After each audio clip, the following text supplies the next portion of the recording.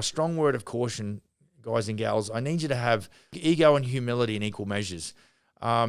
Because if you do not, then what you can find is that you will quit being teachable. How old are you going to be before you start to experience life like you want it? I want to tell you right now, whether you like it or not, there is a better way to do business. Hi everyone, welcome to the Business for Builders podcast. Welcome to you if you're in YouTube land. My name's Max. I'm the CEO of Smith & Sons here in Canada. Like and subscribe, all that sort of good stuff. We really appreciate your attention and tuning in with us here. We desperately want to bring you value and everything that we're doing in our day-to-day construction life, where I'm always looking for avenues where I can bring value to our audience. And look, what I do know is, having been in the industry for 34 years now, I just know that it's a pretty lonely space, and it's a pretty thankless task, what we put up. General contracting is not easy. I'm assuming that I'm talking to general contractors, but if I've got anyone else in the room, in the way of you're a contractor, whatever the case may be, it's the same deal. We're all out there just trying to feed our families essentially.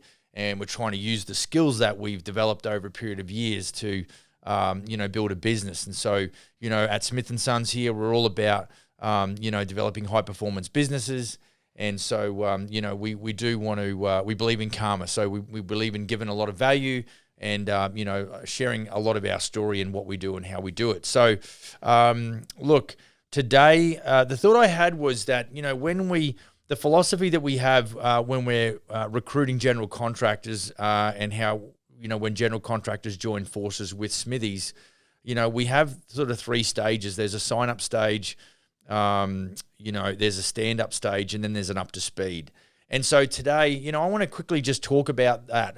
Nothing specific to do with, me and my business or the franchise side of things or anything like that. But, I really want to just talk about those different stages, because not only are they tied to the systemization of one's business, but they're very much tied to or really regulated by your own situation, both personally, so emotionally, mentally, your education level, that sort of thing, but also, with regards to implementing the systems and really learning how to drive a different race car. And, I get a lot of guys and gals often ask me, they ask me a lot of questions about, they want some sort of prediction as it relates to their future, when they join forces with Smith & Sons. And I say to them, I know what my race car can do. It's just, I don't know what you can do. And that's where me getting to know, guys and gals who might inquire about a franchise with Smith & Sons as a general contractor, that's where, we do dig deep and we do dive deep into sort of making sure there's a fit. And you know what? No different to what I would do with a retail customer. Matter of fact, I'm working pretty closely with a couple of our GCs on the retail front right now on some larger projects, and yesterday we had a couple in here that, really looking forward to doing a major second story addition, an addition out the back. Like, it's a pretty significant build. And, so I'm very much involved with our general contractors as much as they want me to be, as it relates to, chatting with retail. But, there's definitely, those three stages are really tied to, we talk a lot about your appetite for risk, and that's a very individual thing as well. What works for me, what risk I'm prepared to take, certainly differs from everybody else that, is in my, ecosystem. And I certainly don't assume for a minute that anyone would be comfortable with the level of risk perhaps that I, tend to sort of digest, but I'm certainly not at a high, appetite compared to some others. Maybe my business partners have even got higher risk appetites than what I do. So, really, if we talk about those three stages, the first being the sign-up stage, and I've put this together, or I've been able to compartmentalize, I guess, because, with what we do with Smith & Sons, we have what we call a franchisee growth pathway. And so that's 5 years of where we're trying to scale the business up, not necessarily just quickly and not massively. We really, the growth of the business is really going to be subject to you as an operator. And I think that's super important. I may not have had that opinion 2 or 3 years ago. I would just thought it was like, let's go, throttle on. What I didn't take into account was the human aspect.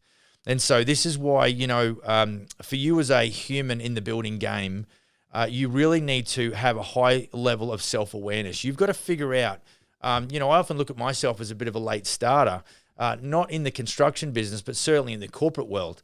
And so you've got to understand where you're up to. And, it was interesting. I had received an email by the sounds of it, a young fella. He was 20. Actually, I didn't know his age. He was a second-year apprentice. And so, that would put him late teens or early 20s, one of the two. And, he was making some interesting points about what was going on. And I could tell he was a go-getter. And so the biggest thing for him was that he was probably not afraid to take risks, but he was, I just needed him to be self-aware and also be patient. So, self-awareness is a big point. The better you know yourself, you'll figure out what you should be doing. If you jump out of bed every day and you love what you're doing, you're off to, that's a good start. That's a good place to be.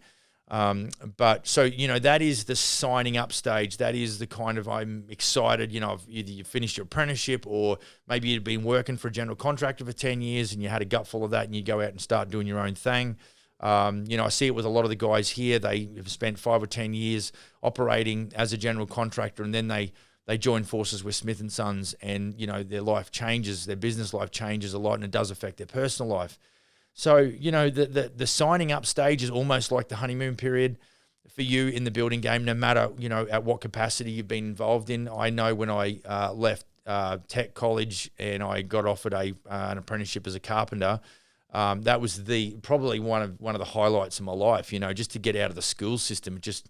I left grade 11 because my old man said, I'm not paying you to go to private school when you're not really an academic, which was a fair call. And then to go back into, it was better being at a tech college. That was, certainly better than that was certainly better than going to school. No question about it. Shout out to Yeronga TAFE. If anybody down under is listening and you're living in southeast Queensland, that's where I went in 1989. Hit me up on email, max@businessforbuilders.ca, just by the way, if you want to have a quick chat with me about your situation, you got any questions. But yeah, that was good. But I did that for about 6 months. And then in the middle of that 12-month program, I got an offer to go and, start as an apprentice carpenter. And that was an awesome time. So there's that honeymoon period where you're all excited. But, 2 years after that, it's a grind. It's back to a grind again. So I think, it happens, in cycles. And so, the signing up stage is always exciting, new business cards, new website, you're full of optimism, there's lots of opportunity.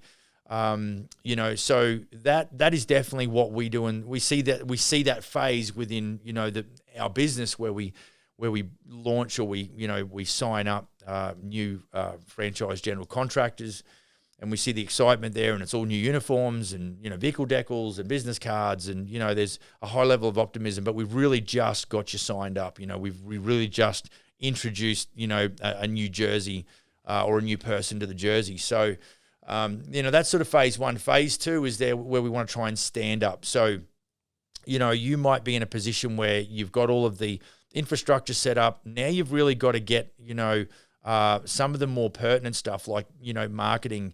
And this is where it's not just an external thing. There's so much involved in systemization. And, we've got a brand new general contractor joining with us possibly June 14th or June 21st. So it's in a couple of weeks from now. And I'm busy just tweaking the operations file, which essentially is our franchise manual, our operations system.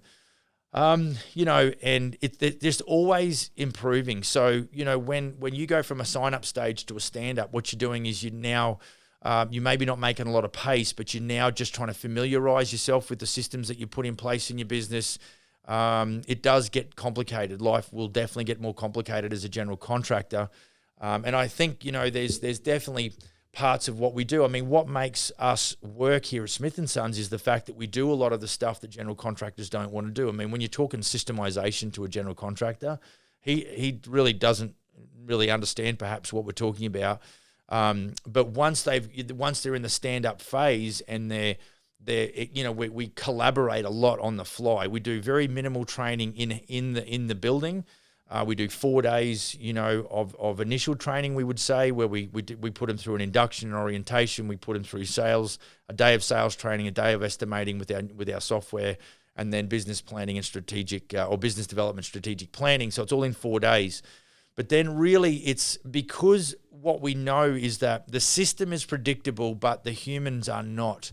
both the general contractors and also the clients that you're dealing with. So when you take those combinations, there's so many possible combinations. It's very time consuming if we were to try and really teach every single combination. So what we do is we deal with a very customized approach with our general contractors on the fly. So what we find is that, everything that I teach them, let's say with regards to the software, we have instances where I'll get a phone call and there'll be a roadblock and they're just like, I can't remember how to generate a change order or a purchase order or go to an invoice, or how do I apply a payment to an invoice and all this sort of stuff. And so, as much as I've gone through it, systematically in training, that might have been 4 weeks ago or whatever the case may be, there's certain aspects of the new framework that you've got to sort of, in the standing up, you've got to get used to. And so you'll have to, in your business, there's a lot of, where do I start? But, you cannot just say it's all in my head, Max. And this is why you've got to have everything. And this is why our operations file is 4 inches thick. It's probably 750 pages long. And it's because we can't, and it's all digital as well. So we develop we develop the hard copies. We give that, as part of our obligation under the Franchising Act. And then we also put that digitally. So a lot of guys will take some of those checklists and they will import them into their, a lot of them run the iPads, the large iPad Pro, and they'll actually use those as checklists within their, sales process. So, there's a lot of modification that goes on. A lot of what we do is very much of a guide, but, different operators need different things. And so this is why once you've signed up, you're literally at the starting line. And as you start to move forward, the idea is to really work on the technique first, and then speed will come. So, I think as much as I love to see the guys 3 and 4 and 5x their business revenue, what I know goes with that is that there's a lot of emotional weight that is now applied on that business. And certainly the larger the business, the more vulnerable you are to failure. I mean, it's as simple as that, because when you run out of money, that's it, game over. And so, certainly, as much as, you might think, well, I've got a line of credit or I've got an overdraft or whatever, you can lean on that. But if you still haven't got your business system sorted out, it's just a matter of time and your business will collapse. And so, it's with, I really do urge you to think about the numbers within your business. And we talk about, knowing your numbers. And so if you've got a high appetite for risk and you want to build a big business, you've got to make sure that you don't build it too fast, and that as you build it, you're actually creating the foundation stones that are going to support the business development. And so this is where we talk about, and I've mentioned this probably on every single podcast, is the more you learn, the more you earn. And so if I was just to pivot for a second, and I was going to make this a separate podcast, but, maybe at this point, one of the factors that really unravels a business is lack of profit. There's no question. More specifically, lack of operational capital. So borrowing from Peter to pay Paul is not something that you want to do because eventually that game will run out. So, I think we talk a lot about markup percentages and creating operational capital, but I'm telling you, so what happens is you're a one-man band working out of your garage or working out of your office at home, and you've got a healthy markup and you're showing some good numbers and you've got some good cash at bank, and you should be carrying about 3 months worth of equity. So whatever your business costs to run, you should have 2 or 3 months in the bank at all times to cover your costs, because it's just, that would be a prudent plan. And so that also means when you have those sorts of boxes to check, you can't develop the business if it means you're going to eat into that 2 or 3 months worth of cash at bank that you need to support your business in the event that the business goes a little quiet for a while as it relates to sales and cash flow. And so those sorts of check boxes, or those sorts of, items on your, your checklist will say, well, I can afford to go and employ a person, or I can afford to go and buy that piece of equipment or whatnot.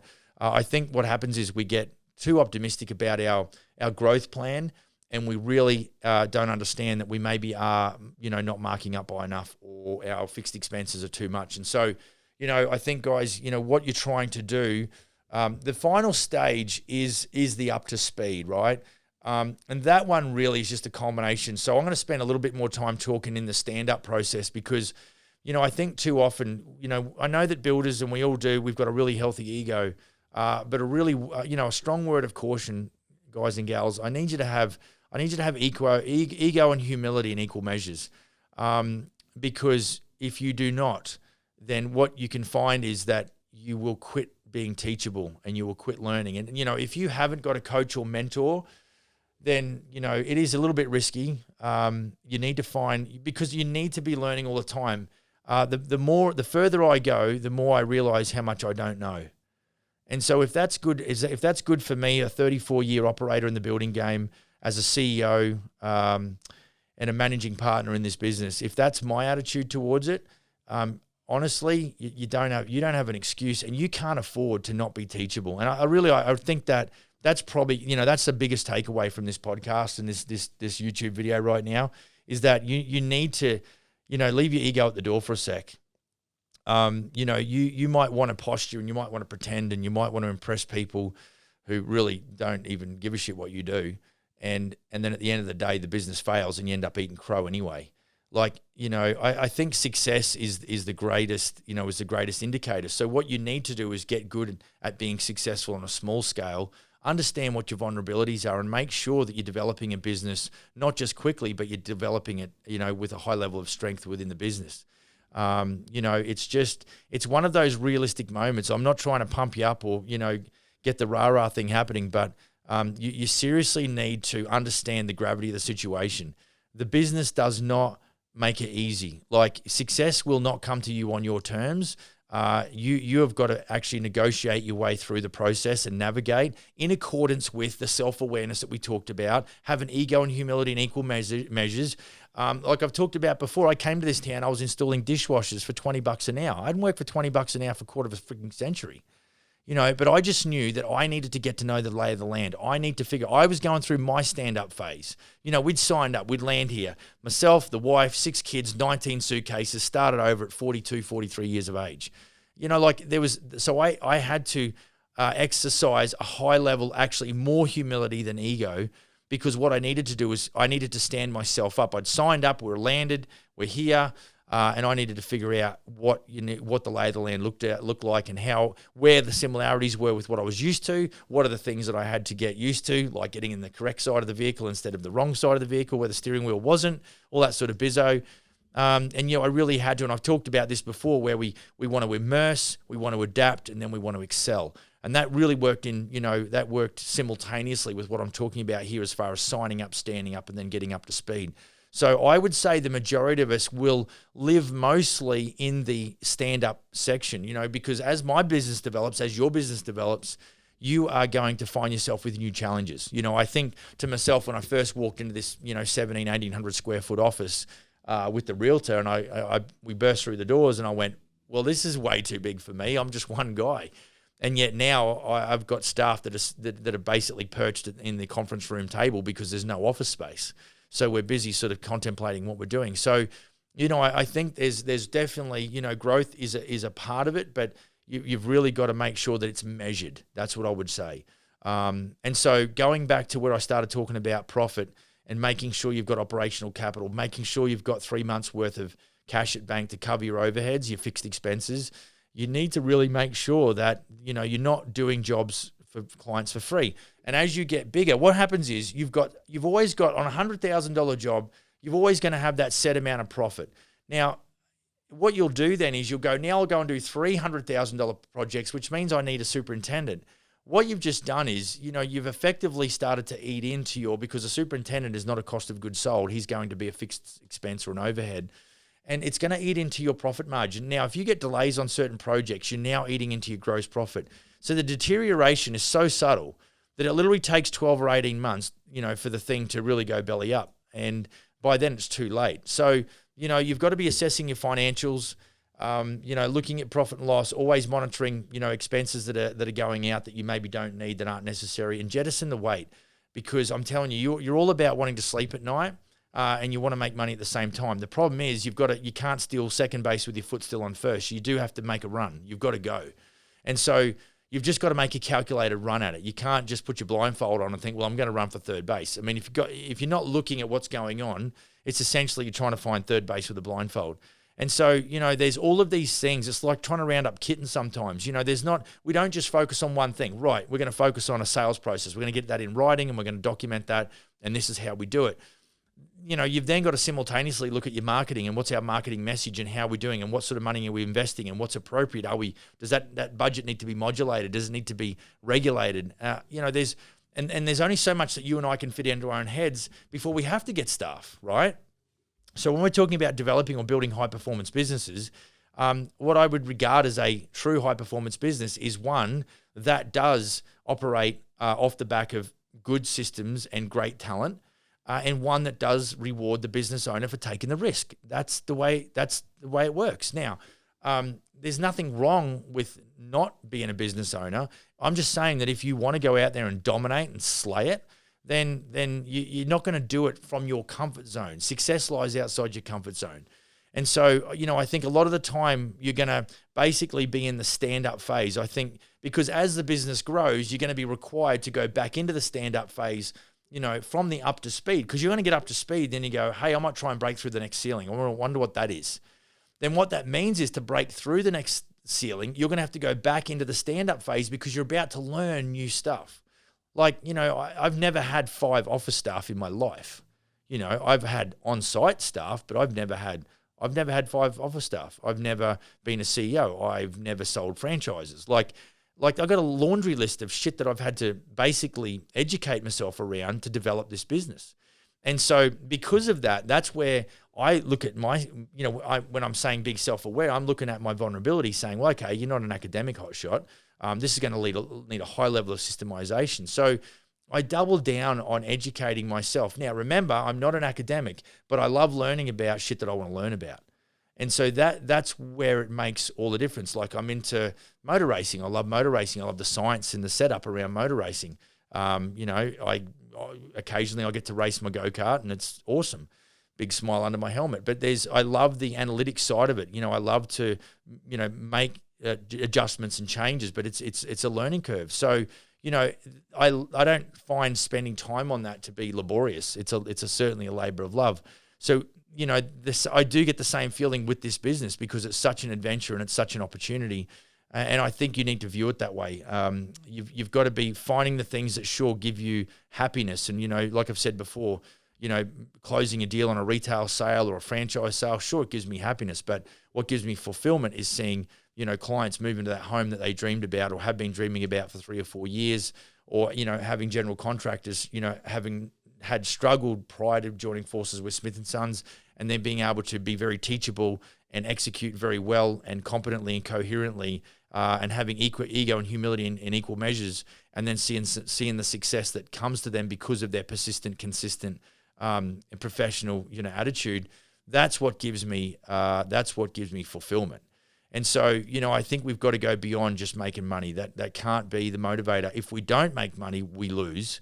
And hopefully maybe we don't lose, but we learn. So when we go around again, we do it better the next time. So, really I think it's, you're going to sign up. That's kind of where you're at. I think you've got to understand if you're in the stand-up phase and you're having to systemize and you're learning all these new things and you're frigging hating it, then you seriously need to evaluate as to what your next move should be. Because maybe you should go back to working as a second in command for that general contractor or whatever the case may be, superintendent, framing carpenter, whatever. I've seen guys do it. And it's all about making sure that what you're doing is going to give you the happiness that, that's going to sustain you, right? Because you might go, I'm in business, and then 12 months later, you collapse because you've had a nervous breakdown or your business has failed or collapsed financially. You really need to be paying attention. I think it's like an aircraft pilot. They fly in clouds, they fly in darkness, and they fly across massive oceans, and they do it all based on their dashboard. And there is no room. Any of the pilots that have crashed in the past have probably done it because they're trying to do it without their instruments or they're not paying attention. And so I think we need to, as builders and general contractors, we need to pay attention to our dashboard and those what we call KPIs, key performance indicators. We need to set those in stone, and we don't deviate away from those. If we don't have 3 months worth of cash at bank to cover our to cover our fixed expenses, then we don't make that developmental move. We don't spend that money on equipment. We basically hunker down and we generate more profit. We win more jobs. And so, we all want to get to the bling first, and we all want that $500,000, wage per year. But if you're not going to build the business the proper way, you're never going to see that. And it's not going to be anybody else's fault. I think if you're the type of person, I've talked about above the line and below the line thinking, but if you've got a tendency to go and blame people, then it's because you're utilizing a very common coping method or mechanism. When I go and blame somebody else for something else, I'm giving the power to them, but I feel like I've taken that responsibility away and I've put it onto somebody else. But ultimately, you're just going to go round and round in circles. If it is a coping method, what it means is you're not growing, you're not developing, you lack self-awareness, your ego's out of, is out of balance, your humility's nowhere to be seen, and you're going to struggle. You're just going to struggle. Like, this is not even a debate. This is something that I've got a good understanding of based on my experience. And so, you really got to, ascertain where you're up to, and then, enjoy the up to speed. Like, I think there's a lot of room for consolidation too. We want to, you want to sign up, you want to stand up, so you've got your systemizations, then you want to get up to speed. I'm not against that. But then when you want to break through the next ceiling, you're going to have to jump back into the stand-up phase because you're going to have to learn about something new. And so whilst you're back into the stand-up phase, consolidation is an important part of advancing your business. There's no question. Consolidation just means to make strong that which you have. So if you've got the thing up to speed and you're in the up to speed mode, you've moved from the stand-up mode into the up to speed mode, that's a really good time to start looking around and going, okay, are we ticking all the boxes, or are we doing 60 mile an hour, down the straight and we've got one wheel that's coming off? Like, it might look good, but is it going to sustain itself over time? And that's where we really got to consolidate, making sure that everything that you put in place is strong.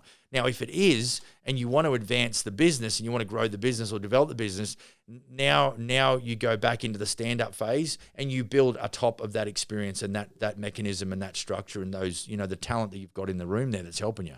So look, I think it's just common sense and a common sense approach, but you need patience. And I think that's where, when I think about my past, there's probably instances where I've tried to advance and I've tried to basically, another military term is to outrun your supply line. And I think Hitler did this in World War II. He pushed to the west too fast, and they couldn't get food, they couldn't get ammunition, they couldn't get diesel for the tanks, and they literally just parked the tanks on the side of the road and retreated on foot. So you've got to think strategically. That I think is what this is. I mean, this has got to be done with military precision, and on several fronts, not just financial, although that's definitely one of the, the apex predators, if you like, but certainly human resource, systemization, your marketing message, all of these things have got to tie in together simultaneously. And guess what? You have to learn those yourself. You have to be, if I'm going to be a good superintendent, which I thought I was, I had to have a black belt in all of the aspects within construction. I think as you move into a general contracting world and you want to get a business that's really running like an authentic business and it's developing and it's giving you the reward that you deserve, I think it takes a lot of patience. I think then you've got to have that black belt in all areas of the business. You don't have to be a marketer, but you've got to understand marketing. You don't have to be a systems guru, but you have to understand that the systemization is a major part of your business that's going to underwrite everything that you do seamlessly and in an organized fashion.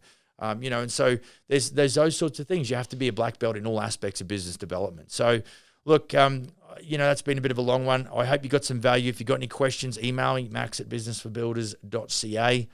And I will get back to you, as promptly as I can. Give me a couple of days. It's pretty hectic at the moment.